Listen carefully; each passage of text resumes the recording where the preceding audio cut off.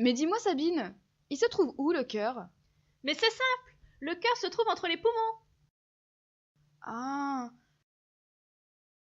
Mais à quoi ça sert un cœur? Je sais pas trop. Demandons à la petite voix.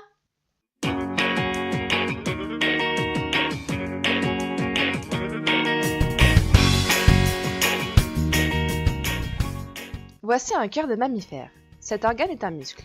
Il joue le rôle de pompe et permet ainsi la mise en circulation du sang. On peut l'orienter.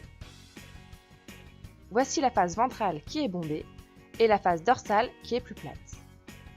Au niveau de la face ventrale, on distingue une limite qui sépare le cœur gauche du cœur droit. Il s'agit du sillon interventriculaire. On constate que le cœur gauche est plus gros que le cœur droit. Au sommet du cœur, on remarque la présence de deux renflements. Ce sont les oreillettes gauche et droite.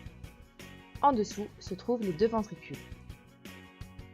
Récapitulons. Le cœur est donc constitué de deux oreillettes et deux ventricules. Le cœur gauche est séparé du cœur droit par le sillon interventriculaire.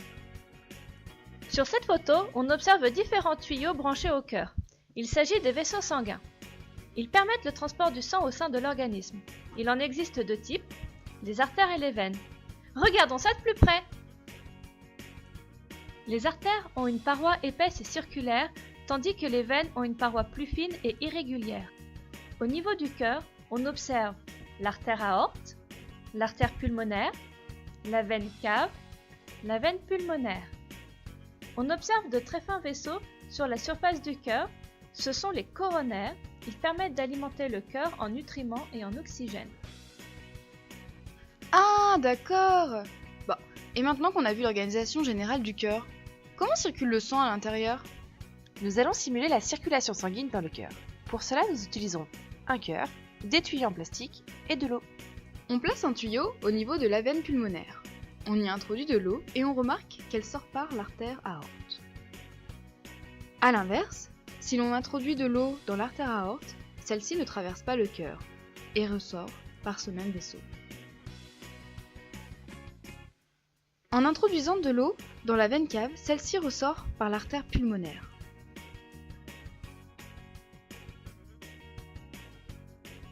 A l'inverse, en introduisant de l'eau dans l'artère pulmonaire, celle-ci ne traverse pas le cœur et ressort par cette même artère.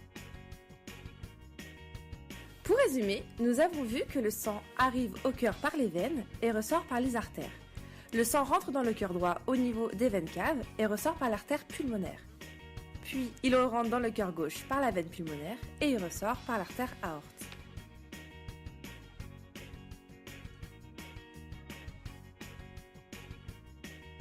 Ah ok, en fait j'ai tout compris.